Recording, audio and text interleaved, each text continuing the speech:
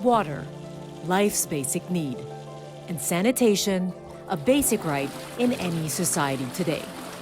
But the fact of the matter is, although the past decades of global development have resulted in remarkable improvements in access to water and safely managed sanitation, the world is still off track to meeting the UN Sustainable Development Goal of bringing equitable and sustainable water supply and sanitation to all.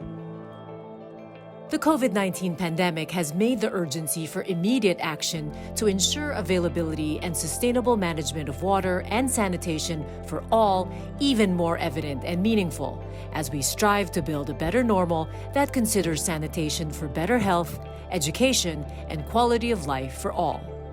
The most vulnerable communities are still the most underserved, with no access to clean water and proper sewage and wastewater treatment, posing a threat to their ways of life and the environment. Cities are having to manage very large amounts of human waste, and the inadequacy of sanitation services has many negative impacts on economies, on public health, on gender equality, and on quality of life for all urban residents. Despite our impressive progress to date in scale up these water and sanitation services, the growing needs continue to outstrip our ability to respond.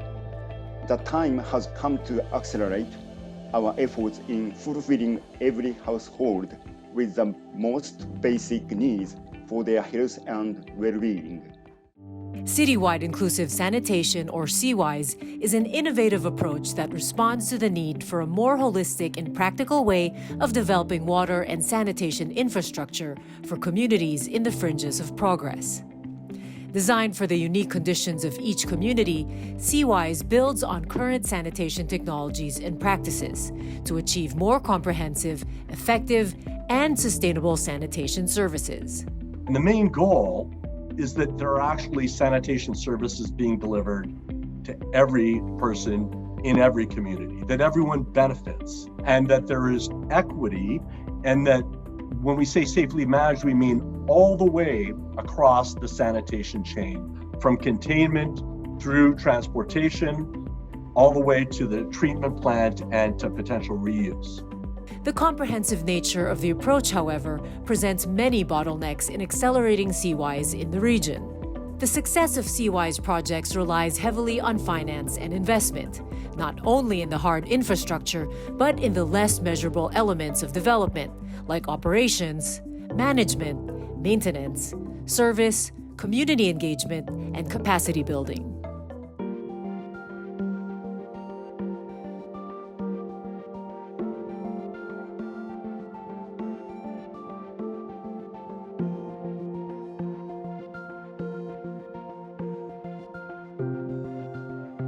One of the key barriers to investment in the water and sanitation sector is high transaction costs. The sector has very high transaction costs because all of the projects are very unique and there's very unique institutional environments, namely that there's almost always a public subsidy required for the sector, and there's very unique kind of equity and distribution of services issues. Despite the risk it entails, long-term financing through official development assistance or public-private partnerships has been successful in filling the gaps in water and sanitation systems in developing nations. The story behind the Gaobeidian wastewater treatment plant in Beijing is testament to this.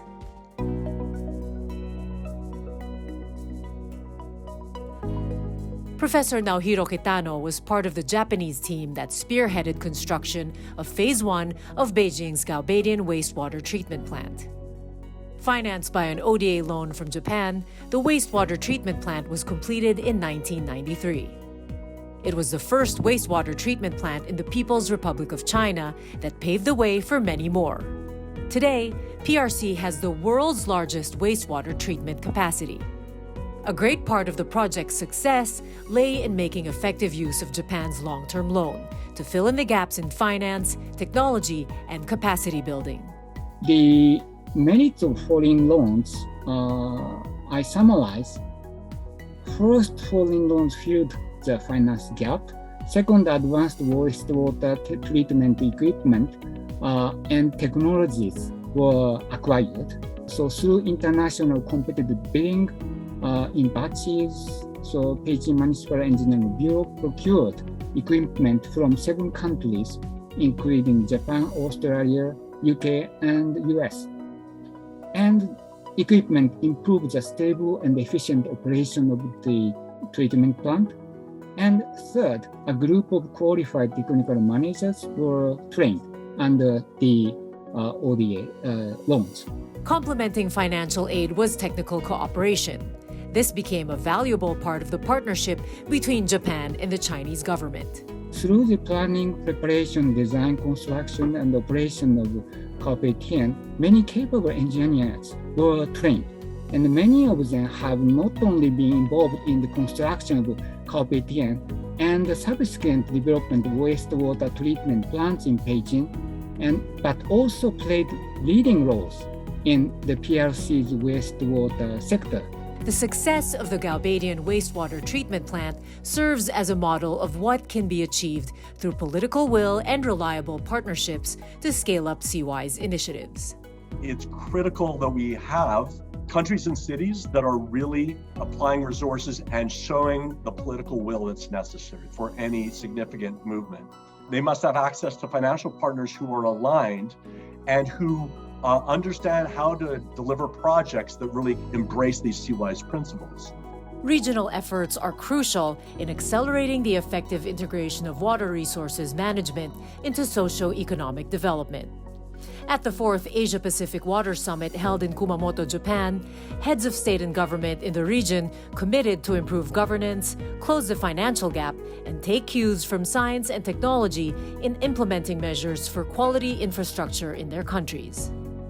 Japan's Prime Minister Fumio Kishida said that Japan would provide financial assistance worth about 500 billion yen, nearly $4 billion over the next 5 years to help solve water-related issues in the Asia-Pacific region.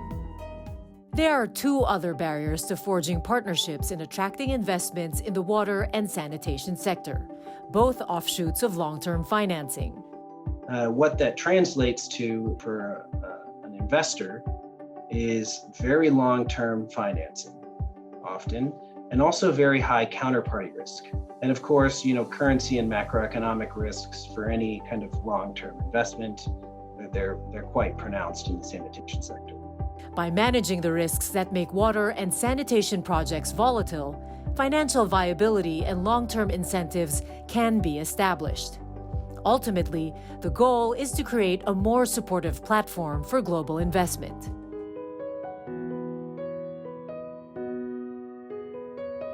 The experience in Gaobeidian offers the water and sanitation sector many lessons in accelerating CityWide by creating an encouraging environment that opens up global investment opportunities. Michael Bennin, research scholar on global infrastructure policy at the Center for Democracy, Development, and the Rule of Law at Stanford University, developed a policy proposal that recommends the creation of a new investment intermediary, an institution to address the barriers to increased sanitation investment. Its key role will be to ensure the viability of each project for potential investors through a meticulous method of screening and by professionalizing processes. This institution will be designed to arrange commercial or some non-concessional participation in the sanitation sector.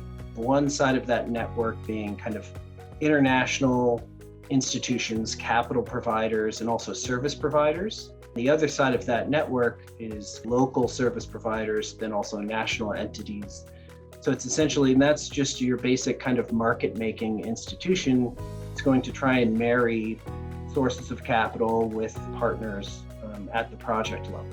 If this institution is successful, at the end of the day, what it's going to do is work with public sponsors to package projects into investable opportunities and actually arrange financing for those projects. Accelerating CityWide in Asia challenges us to think creatively and work innovatively with new approaches.